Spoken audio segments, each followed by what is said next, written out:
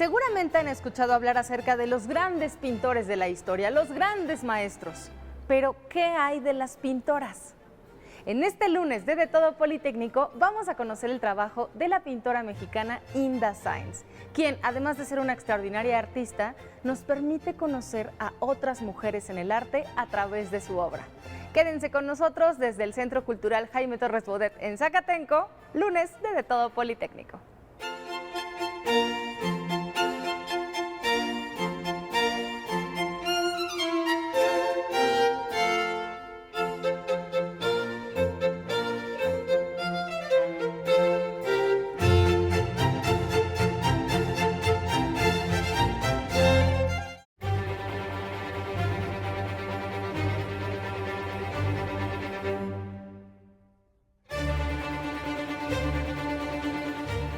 Tenemos el placer de platicar con Inda Sáenz. Inda, muchas gracias por acompañarnos aquí en De Todo. Muchas gracias a ustedes por la invitación y por la acogida a esta exposición. Inda es pintora, ella es doctora en Artes y Diseño por la Facultad de Artes y Diseño de la UNAM. Pero yo quisiera que comenzáramos hablando de ti como artista, Inda, de ti como pintora. ¿Qué es lo que consideras te movió a dedicarte a las artes visuales? Bueno, o sea, esto es casi pues desde la infancia.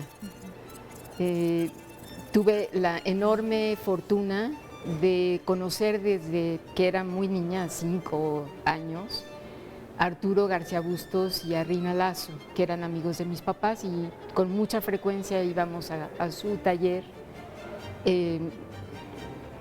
Y yo los vi trabajar muchas veces, incluso después trabajé como ayudante del maestro García Bustos en varios murales. Ellos fueron Arturo, discípulo de Frida Kahlo, y Rina de Diego Rivera, entonces tienen una historia maravillosa. Y bueno, creo que desde ese momento me encantó. ¿La pintura te cautivó? La pintura era algo muy importante desde mi infancia, ¿no? Y particularmente en esta exposición, yo creo que tu pintura nos habla de algo que nos concierne a todas y todos, que es un poco del rol que tienen las mujeres artistas en la historia, ¿no? Ese papel tan importante que ha quedado de alguna manera desdibujado, olvidado en las páginas, en los textos que narran la historia del arte, y que tú decides traernos a través de estas obras. Esta serie surgió como más o menos al mismo tiempo que yo empecé a descubrir los textos de mujeres historiadoras del arte feministas. Comencé a descubrir estos textos, por ejemplo el de Linda Nochlin, ¿Por qué no hay grandes artistas mujeres? Y otros más. Y comencé también a ver en libros, ¿no? Autorretratos de mujeres pintoras en la historia. Porque bueno, yo por supuesto conocía el trabajo de algunas de las mujeres pintoras en México, como Rina Lazo, como Frida, como María Izquierdo, pero realmente pocas. Y si pensaba hacia atrás, a principios del siglo XX o el XIX, pues no conocía ninguna. Entonces comencé a descubrir, por ejemplo, a Artemisia Gentileschi, a Sofonis Van Guisola, que están aquí, y por pura, ¿qué te diré? Como por pura curiosidad, por puro gusto, comencé a copiar los autorretratos, sin proponerme en ese momento hacer una serie ni una exposición, sino simplemente por el gusto de entender cómo habían pintado y de entender cómo se querían presentar ellas como pintoras profesionales. Entonces, cuando comencé a descubrirlas, comencé a estudiar y a verlas, pues me di cuenta que algunas tenían trabajos increíbles, maravillosos, a la par que algunos de sus contemporáneos. Por ejemplo, muy destacadamente Artemisia Gentileschi, que yo, bueno, le hago un autorretrato, aquí está en la portada de este catálogo, este cuadro no está en la exposición, pero es muy significativo que Artemisia se pinta pintando y se pinta como encarnando la alegoría de la pintura. Ella es la alegoría de la pintura. En algún momento, después de copiar varias, dije, bueno, sí puede ser una serie de pinturas que tenga este tema y que tenga además un fin o un propósito didáctico.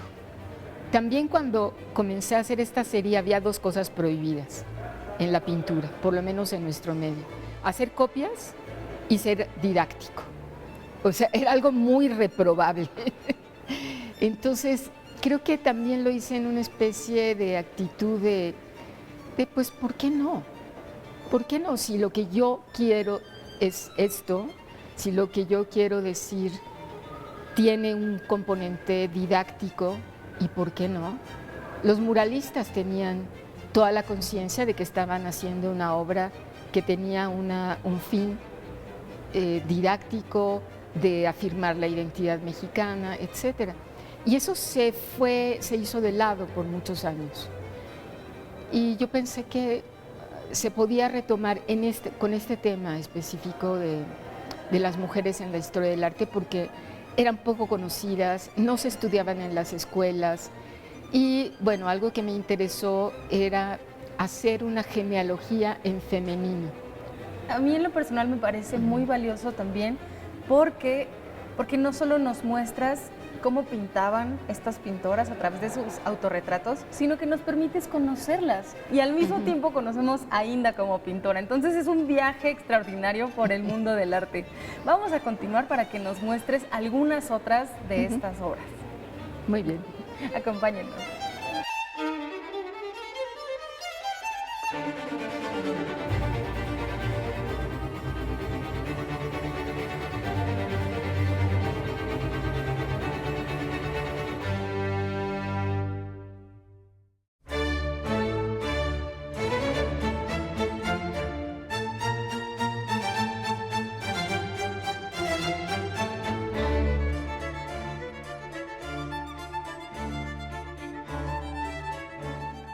Inda nos comentaba un poco acerca de la historia de Artemisia y sobre todo de cómo es que el mundo del arte decidió darle vuelta a la página y no compartirnos nada acerca de ella. La historia de Artemisia Gentileschi es muy, muy interesante. Fue una artista profesional, hija de un pintor muy conocido, muy famoso y extraordinario, Horacio Gentileschi. Artemisia al final fue ayudarle a su padre a pintar para el rey en Inglaterra, ¿no? O sea, este era el nivel que tenía Horacio Gentileschi. Y Artemisia, lo increíble, lo sorprendente, es que ella hace su propia carrera muy joven. Aprende, por supuesto, en el taller de Horacio, pero después es de alguna manera olvidada, es borrada por los historiadores y es hasta el siglo XX prácticamente que se le recupera. Tiene un nivel técnico, compositivo extraordinario. Hay obras de ella maravillosas. Hay un cuadro muy famoso de Judith decapitando a Holofernes y fue la obra que a mí me dijo, o que me hizo pensar, bueno, ¿cómo es posible que nunca hubiera visto a un artista que pinta con esta fuerza, con esta forma tan brutal y tan maravillosa?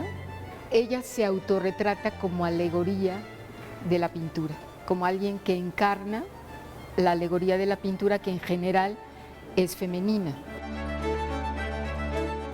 A diferencia de Clara Peters y de Sofonis van Guisola, en estos últimos autorretratos, Clara Peters está autorretratada como ella misma también, encarnando el género de la vanidad de la vida. En este género, que es un género típico, digamos, del siglo XVII, finales del XVII, XVIII, los pintores en este tiempo están haciendo una ilustración del Eclesiastés, ¿no? El Eclesiastés que dice vanidad de vanidades, todo es vanidad, como una reflexión de la vanidad de la vida, de lo superfluo que es apegarse a los bienes materiales, o sea, es decir, hay un trasfondo moral, ¿no? De reflexión moral. En pintura da para mucho, es como un género muy interesante porque se ponen en juego, se ponen en la escena, digamos, como naturaleza muerta, objetos propiedad de los pintores o virtualmente propiedad de ellos, como libros, como instrumentos musicales, como copas de oro. Clara Peters está retratada con objetos de oro, donde ella se refleja en las copas, ¿no? Y estos símbolos de la vanidad de la vida. Las flores, la burbuja a punto de desaparecer. Es un género que yo retomo posteriormente en algunas de mis pinturas, porque igual me permite jugar con la historia de la pintura, con mi propio autorretrato y con elementos, con objetos que me parece que es divertido hacerlo. O sea, en una pintura como el Vanitas no hay una jerarquía de objetos, todos están dialogando al mismo tiempo en un tiempo presente, pasado, ¿no? Entonces, esto da muchas posibilidades creativas y de hacer referencias, ¿no?, a la historia de la pintura.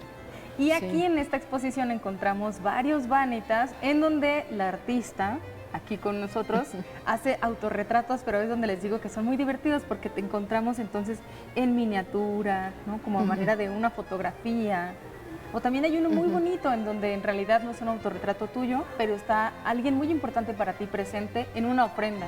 En el cuadro de la ofrenda de muertos está retratado a mi padre, ¿no?, que era ingeniero electricista, era su nombre Salvador Sáenz Nieves, que fue egresado del Poli, y está retratado con personajes que para él eran muy importantes. Entonces lo retraté, digamos, acompañado por quien él apreciaba mucho, como Lenin, Diego Rivera y Frida Kahlo. Aunque no tiene este sentido moral que sí tienen las pinturas barrocas, ¿no?, del Vanitas. Eso es el Vanitas, es una construcción ficticia. Es un juego. Es un juego.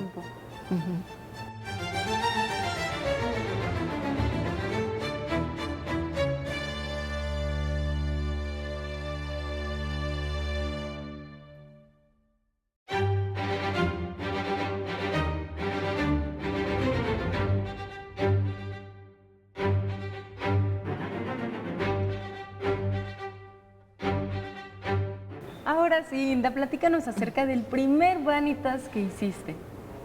Bueno, es el que tenemos en nuestra espalda, se llama Vanitas Light. El primero que hice también retomando el dibujo y la pintura figurativa, y a partir de elementos mexicanos, ¿no? Los alcatraces como una referencia a Diego Rivera y unos cuantos objetos. Este fue el primero en 2003.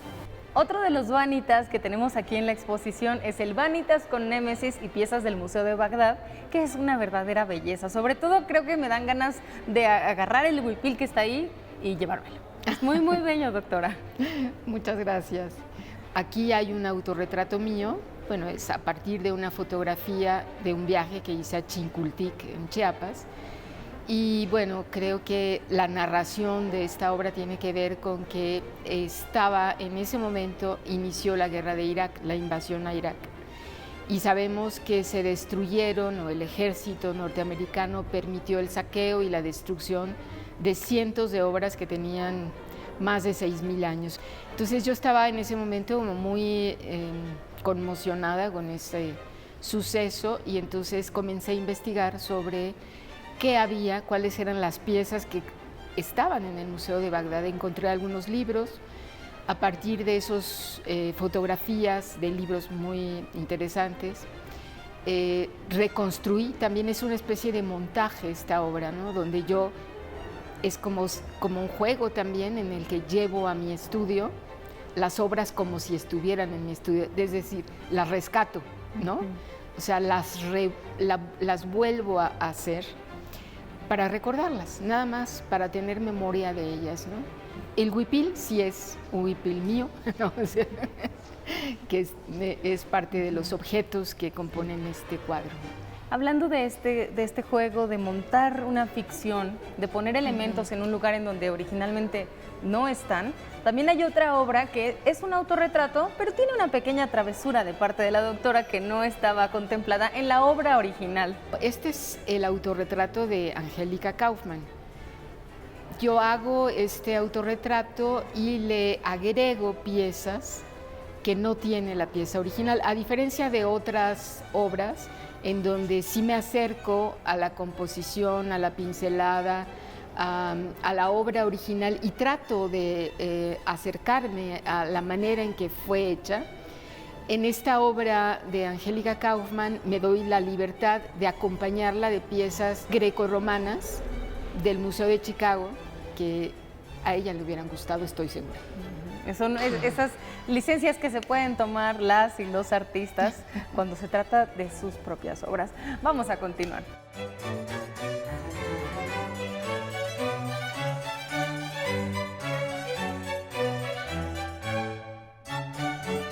Ahora tenemos con nosotros el Vanitas Post Multimedia, que yo siento que es un Vanitas distinto a los que hemos visto.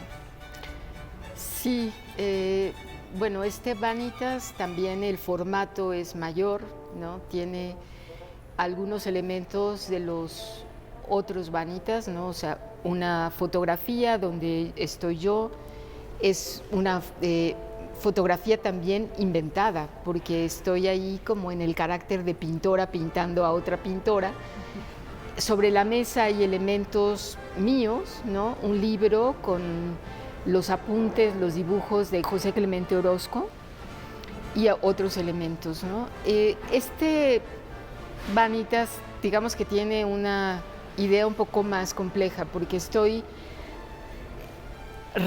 representando esta calavera anamórfica que viene del cuadro de Holbein, Los Embajadores. Entonces es como sacarlo del cuadro original y ponerlo como si estuviera en mi estudio. Y es un estudio también ficticio, en donde están al mismo tiempo y en el mismo espacio la pintura de Holbein y esta referencia a la muerte con la calavera anamórfica, una res de Rembrandt. Hay un video pintado atrás, una nube de cartón, representa el único performance en el que he participado hace 2 siglos. Y la idea de esta pintura, bueno, por lo menos cuando hice la pintura, ¿no? De que escuchamos mucho esta frase, ¿no? De la pintura ya murió, no tiene caso, ahora existe el video, la instalación, el performance. Yo estoy de alguna manera con pintura afirmando que la pintura da para todo lo que queramos que dé. Tiene todo que decir. Ajá. Nos invita a la metapintura, entonces algo así. Estamos ya en otro nivel. Pero todavía tenemos otras obras muy interesantes que ver. Acompáñanos.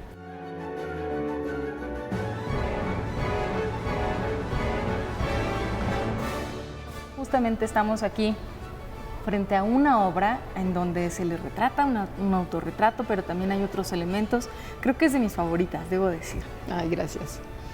Bueno, la historia de María Izquierdo es, creo que ya ahora bastante conocida. Es una pintora que fue pareja de Rufino Tamayo durante un tiempo. Trabajaron juntos, pintaron juntos y durante esos años o durante ese tiempo, si uno ve las obras de los dos, sin saber de quién son, se parecen mucho.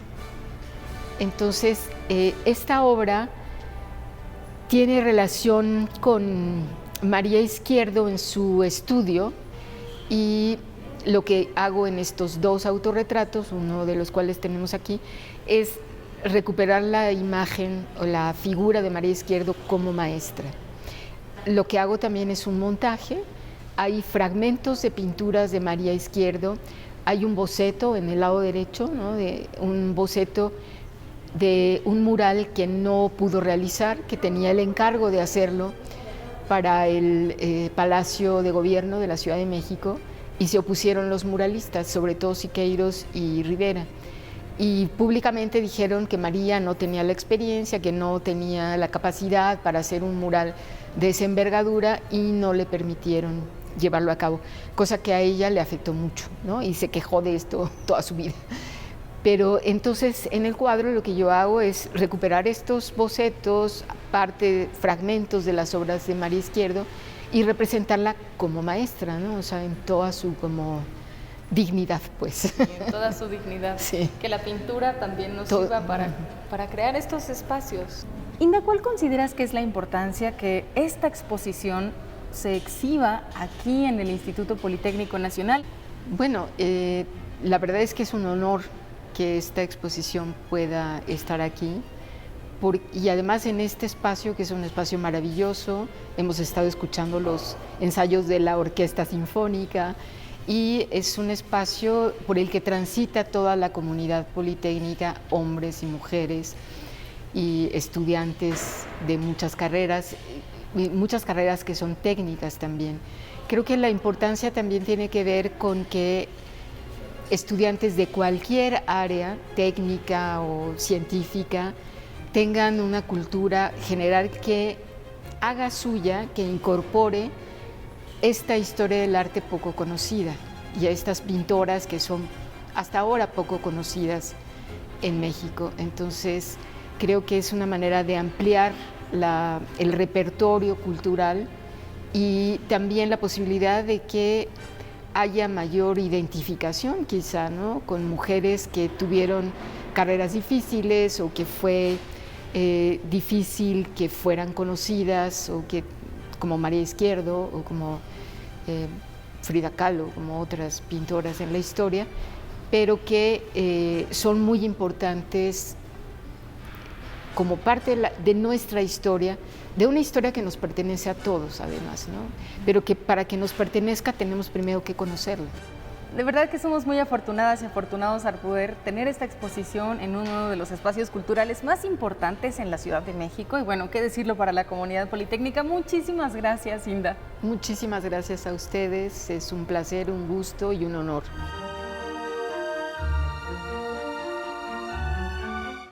En la actualidad tenemos los medios y la oportunidad de buscar el trabajo de mujeres pintoras. Podemos investigar por nuestros propios medios, estudiar y conocer sus obras. Háganlo y cuéntenoslo a través de nuestras redes sociales, ya las conocen, síganos y escúchennos también a través de Radio IPN en el 95.7 de FM. Nos vemos el próximo lunes en De Todo Politécnico.